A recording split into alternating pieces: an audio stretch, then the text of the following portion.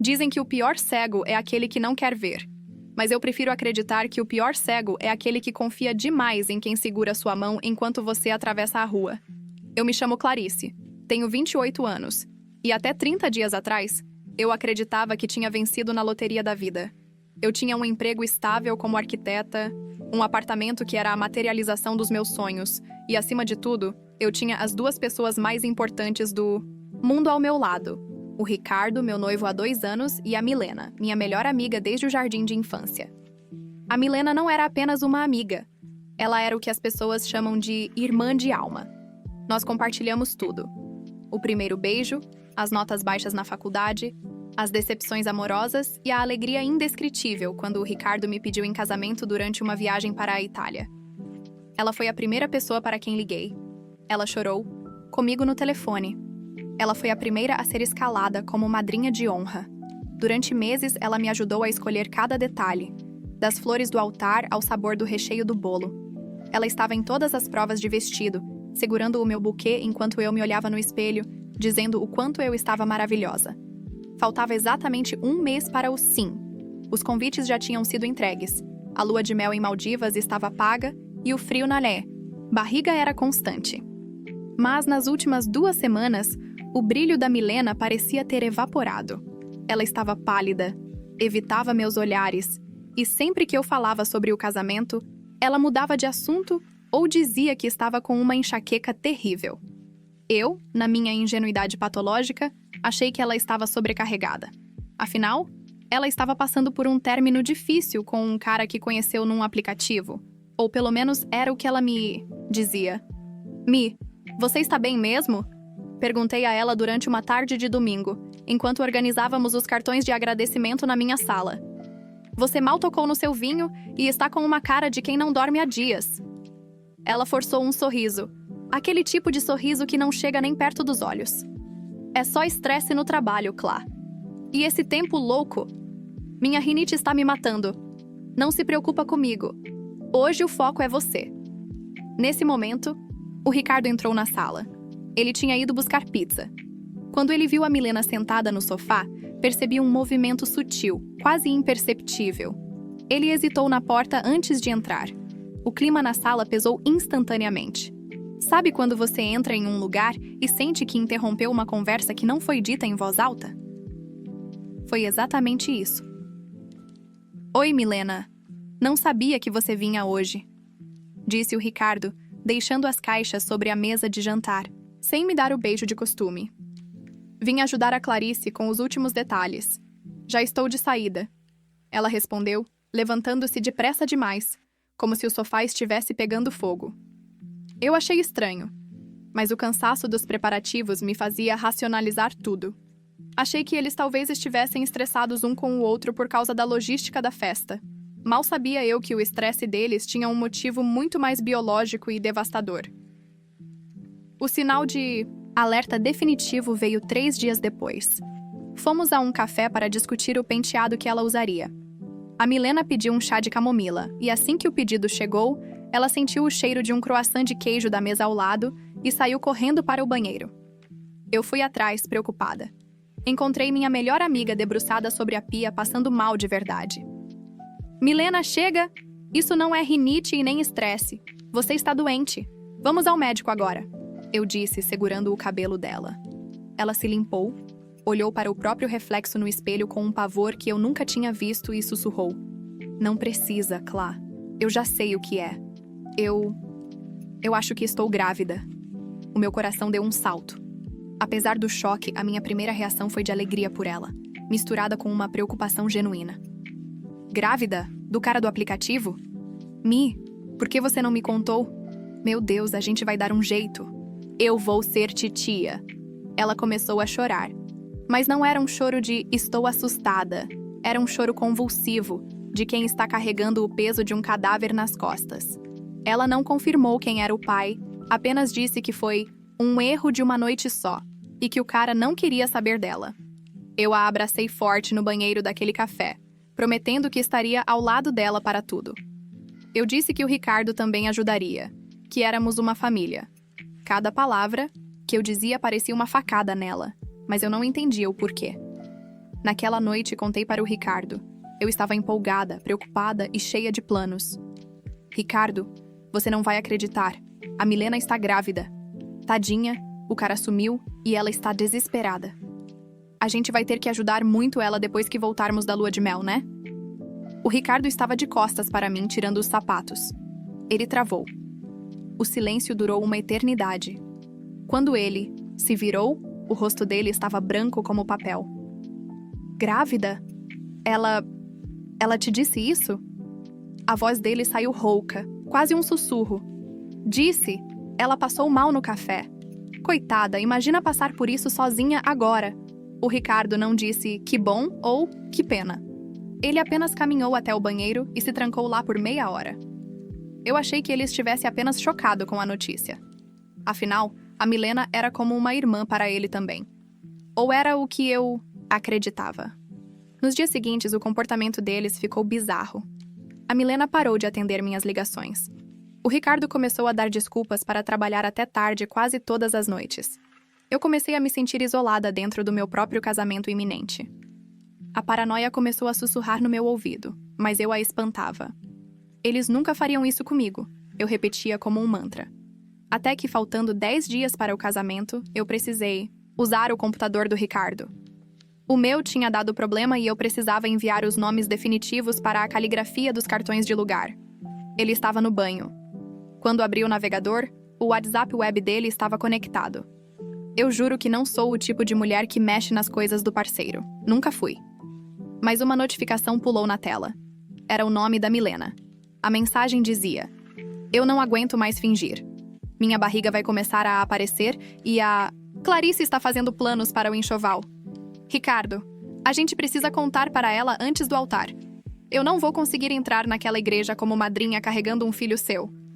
O mundo não parou. O mundo implodiu. Eu senti como se o oxigênio da sala tivesse sido substituído por ácido. Meus pulmões queimavam. Eu li a mensagem 1, 2, 10 vezes. O nome dele e o dela ali, juntos, em uma frase que destruía cada pilar da minha existência. Rolei a conversa para cima. O histórico era um roteiro de filme de terror.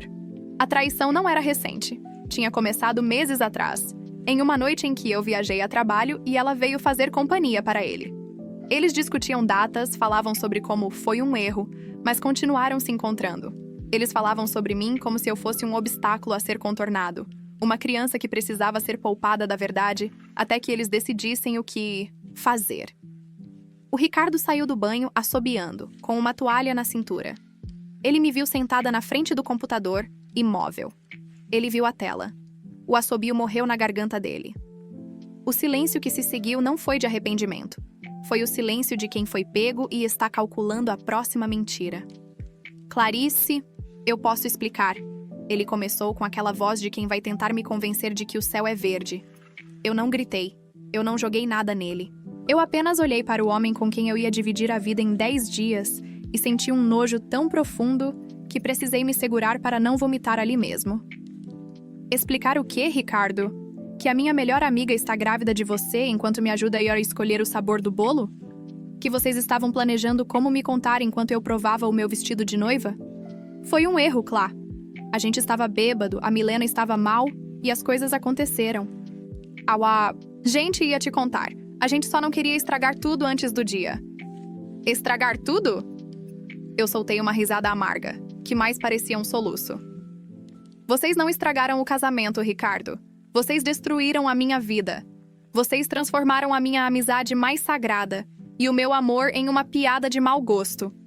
Eu peguei o meu celular. Abri o grupo de WhatsApp da família e dos padrinhos. Minhas mãos tremiam, mas minha mente estava estranhamente focada. O que você vai fazer?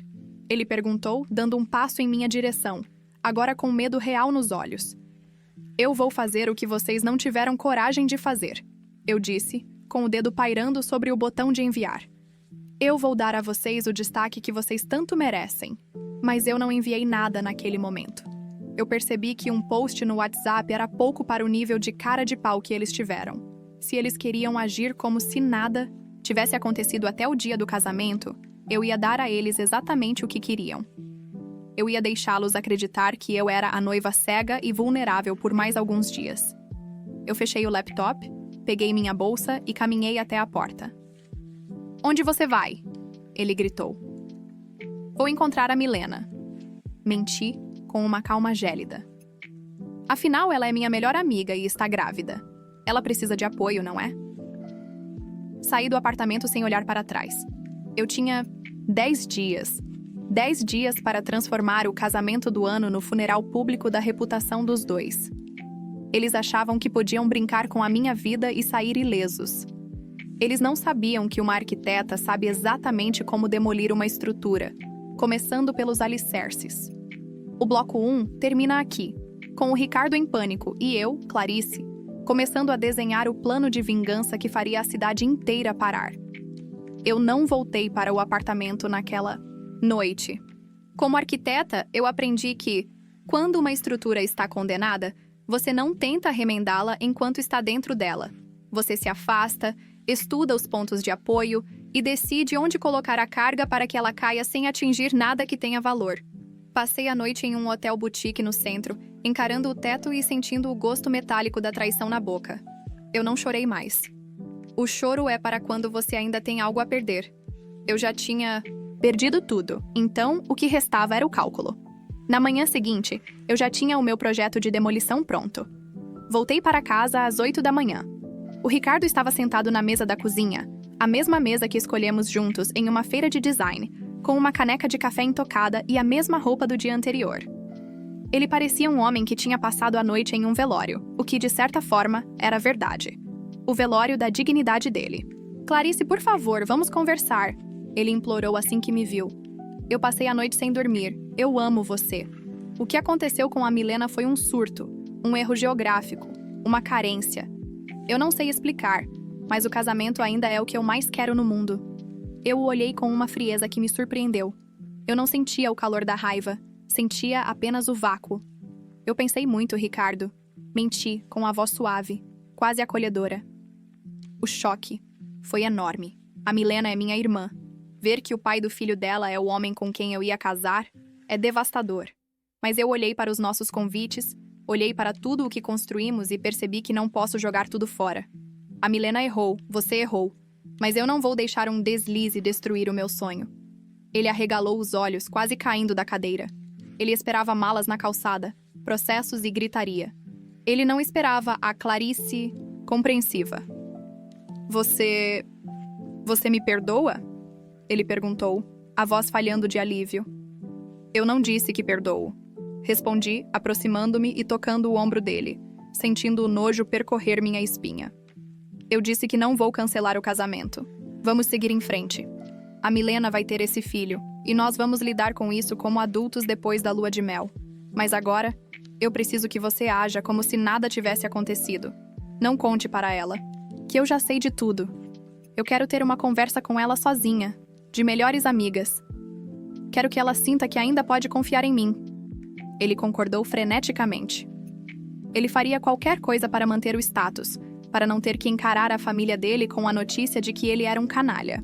Ele achou que tinha ganhado uma segunda chance. Ele mal sabia que tinha acabado de assinar a própria sentença de humilhação pública. 2 horas depois, liguei para a Milena. Marquei um encontro na minha casa. Eu queria que ela estivesse no meu território. Quando ela chegou, ela parecia uma condenada à morte. Evitava o meu olhar, apertava a bolsa contra o colo, protegendo o segredo que já não era segredo. O Ricardo me contou. Eu disse assim que nos sentamos. Ela empalideceu tanto que achei que fosse desmaiar. Começou a tremer violentamente. Eu juro que... Shhh. Eu a interrompi, segurando as mãos dela. Ele me contou que você está grávida e que ele é o pai. Ele está arrasado, Milena. Mas eu conversei com ele. Eu decidi que vou perdoar.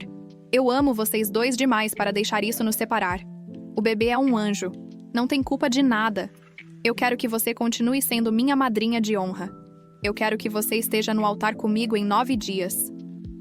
A Milena começou a chorar. Mas era um choro de alívio egoísta. O choro de quem achava que tinha escapado impune de um crime de guerra.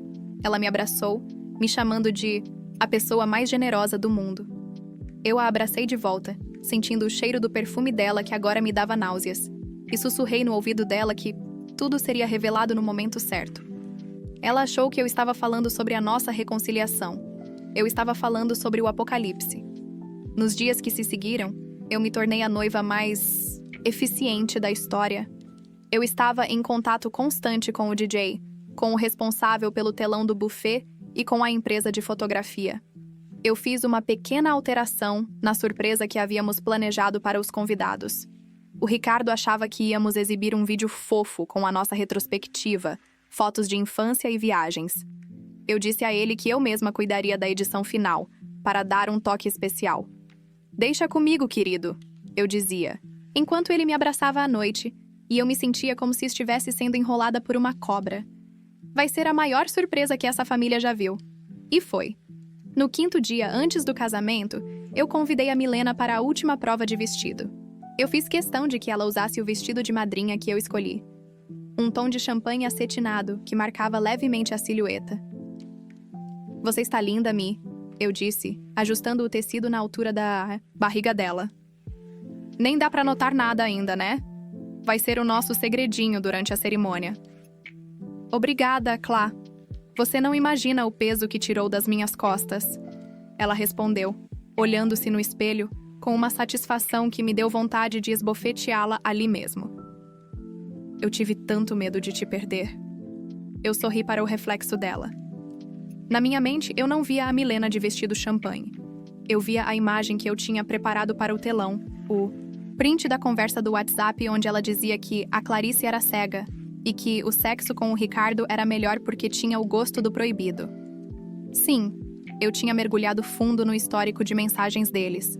Eu tinha prints, eu tinha áudios, e eu tinha fotos que o Ricardo tinha esquecido de apagar da pasta oculta do celular. A véspera do casamento chegou. O jantar de ensaio foi uma obra-prima de hipocrisia. O Ricardo brindou a nossa felicidade eterna. A Milena brindou a amizade que supera qualquer obstáculo. E eu brindei ao destino que sempre coloca as pessoas onde elas merecem estar. Os pais do Ricardo, pessoas conservadoras e ricas que adoravam a minha perfeição, estavam radiantes. Os meus pais, que sempre trataram a Milena como uma segunda filha, a abraçavam com carinho. Eu observava tudo com a distância de um diretor de teatro observando uma peça que já conhecia o final. Na manhã do casamento, eu acordei e vi o vestido de noiva pendurado na porta do armário. Renda francesa, seda pura, milhares de pérolas bordadas à mão, um símbolo de pureza que agora parecia uma piada. Eu me deixei ser maquiada, penteada e vestida. Eu estava deslumbrante. A noiva perfeita estava pronta para o abate.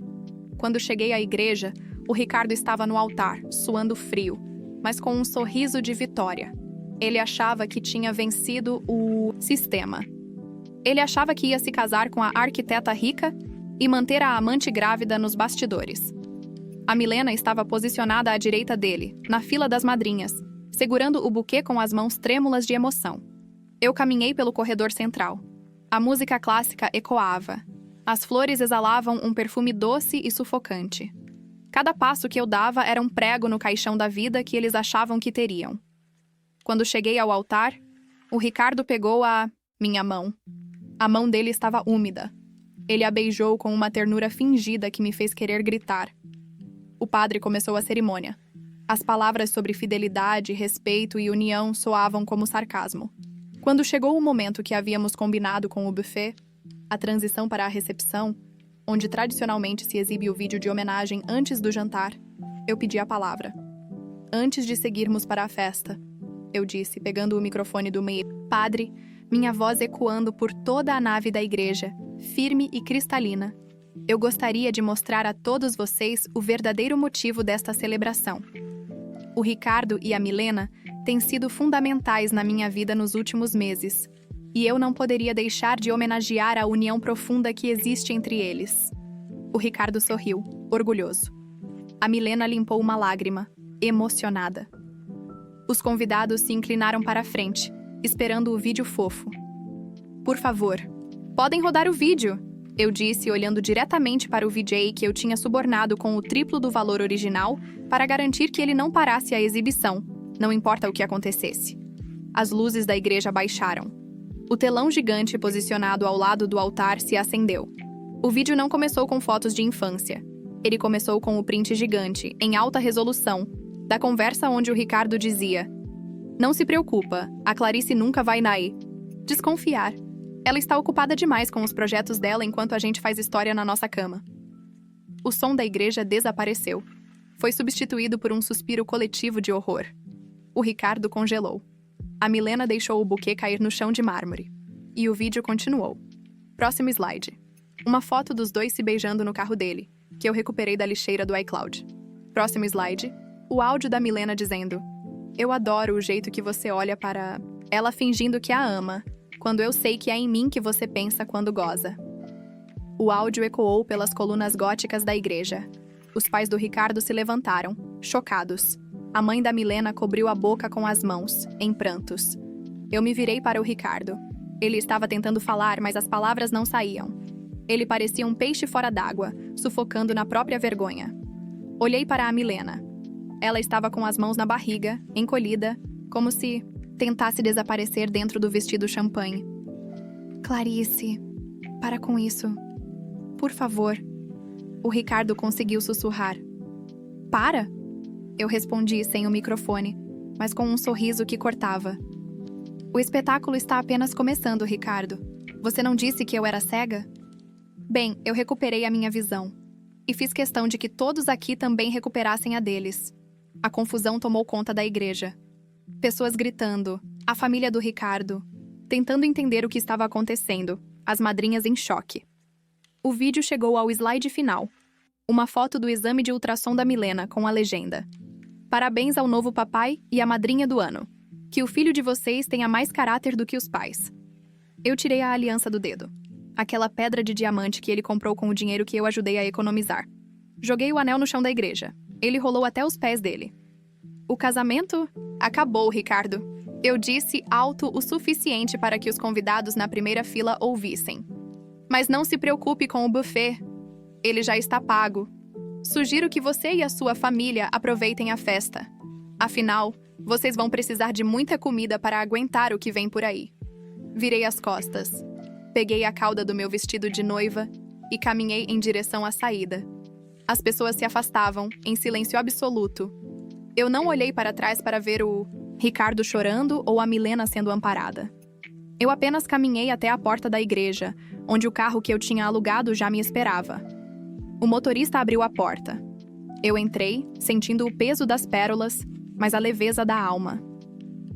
"Para onde, senhora?" Ele perguntou, olhando pelo retrovisor para a noiva solitária. "Para o aeroporto", respondi. "Eu tenho uma passagem para as Maldivas. E desta vez, eu não pretendo dividir a suíte com ninguém que não mereça o meu respeito." O carro arrancou. Pelo vidro de trás, vi os convidados saindo da igreja em polvorosa. A estrutura tinha caído. A demolição foi perfeita. E eu, Clarice, estava finalmente livre para construir algo novo sobre os destroços. O som da porta do carro fechando foi como o bater de um martelo em um julgamento final, enquanto o motorista arrancava, deixando para trás a fachada da igreja e o rastro de fumaça da confusão que eu acabara de detonar. Eu senti a primeira lufada de ar puro em semanas.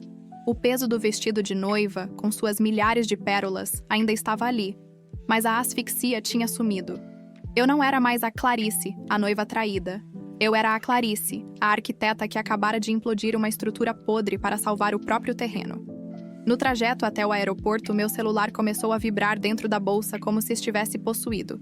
Eram notificações do grupo da família, chamadas perdidas do Ricardo, mensagens desesperadas da mãe da Milena e, claro, os primeiros ecos nas redes sociais. Alguém já tinha postado um vídeo parcial da homenagem no altar. Eu simplesmente desliguei o aparelho. Eu não precisava do barulho. O silêncio que eu tinha conquistado valia mais do que qualquer pedido de desculpas tardio. Cheguei ao terminal internacional ainda vestida de branco.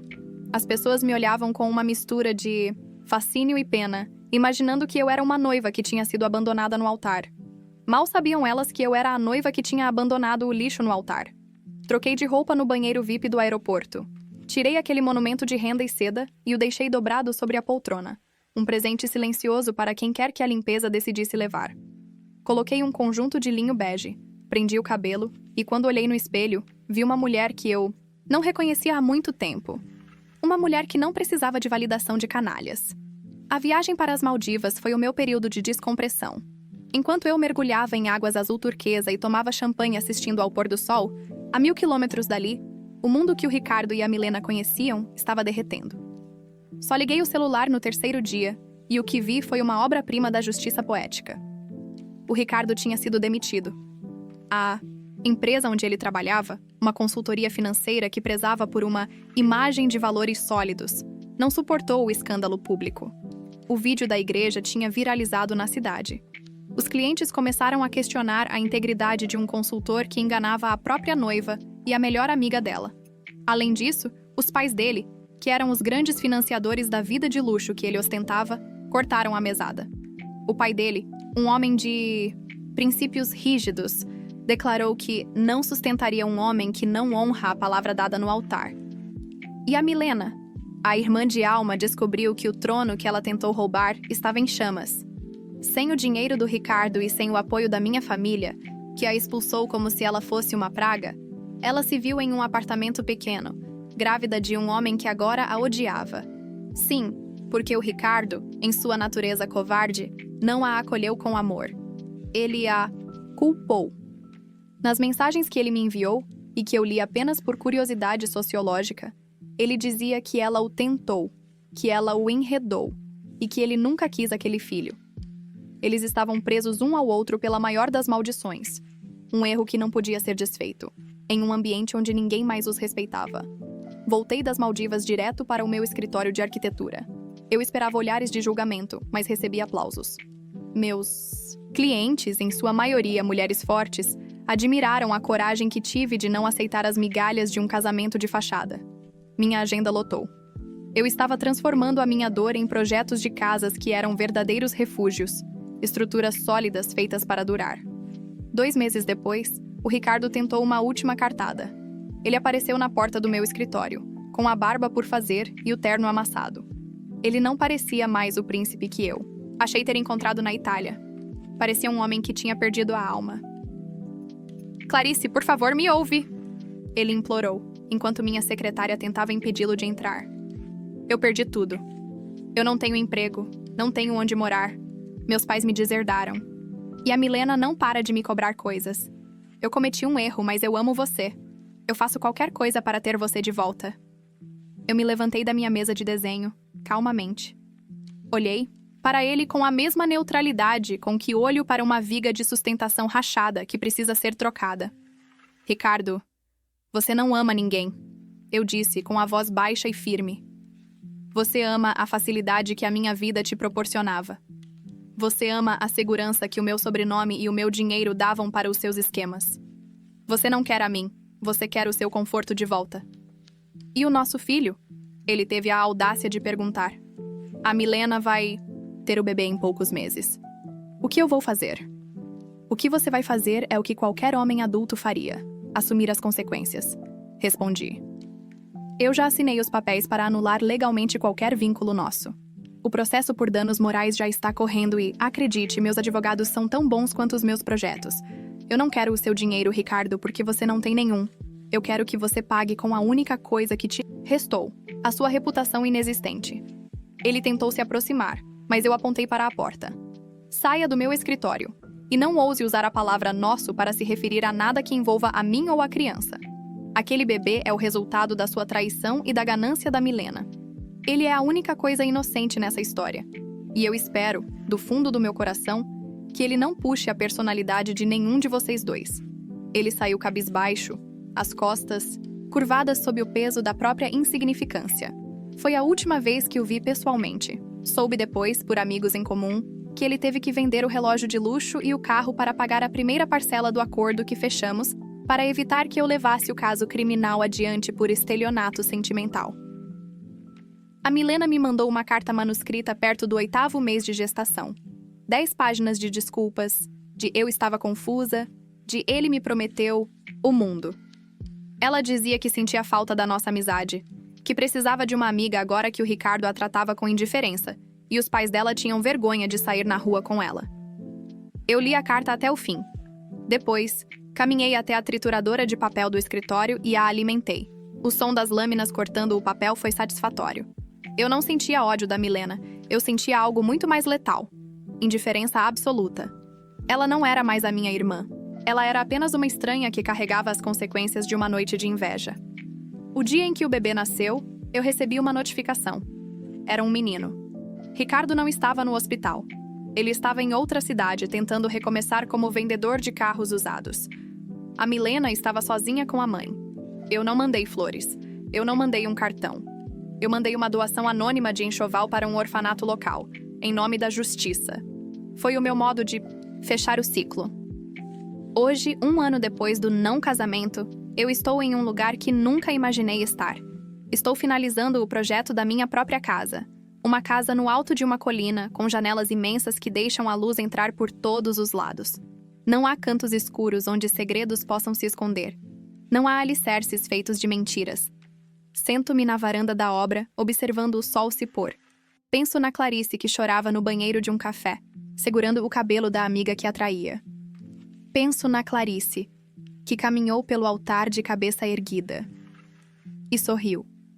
A traição da Milena e do Ricardo foi a demolição mais dolorosa que já enfrentei, mas também foi a mais necessária. Algumas estruturas precisam cair para que a gente perceba que o terreno é muito mais valioso do que o que estava construído em cima dele. Eu perdi um noivo e uma melhor amiga, é verdade. Mas em troca, eu recuperei a única pessoa que nunca deveria ter sido subestimada. Eu mesma. O Ricardo e a Milena ficaram presos um ao outro em uma vida medíocre, alimentada pelo ressentimento e pela lembrança do que poderiam ter tido se tivessem tido um grama de caráter. Eu estou voando. E a vista daqui de cima, livre de traidores e de pérolas pesadas, é a coisa mais linda que eu já projetei. As Maldivas foram apenas o começo. A minha vida real começou no momento em que eu soltei o microfone naquela igreja e caminhei para fora, deixando que eles se afogassem no mar de verdades que eu mesma criei. Afinal, como arquiteta, eu sei. O projeto mais importante da vida de alguém é a sua própria paz. E essa, ninguém mais consegue demolir.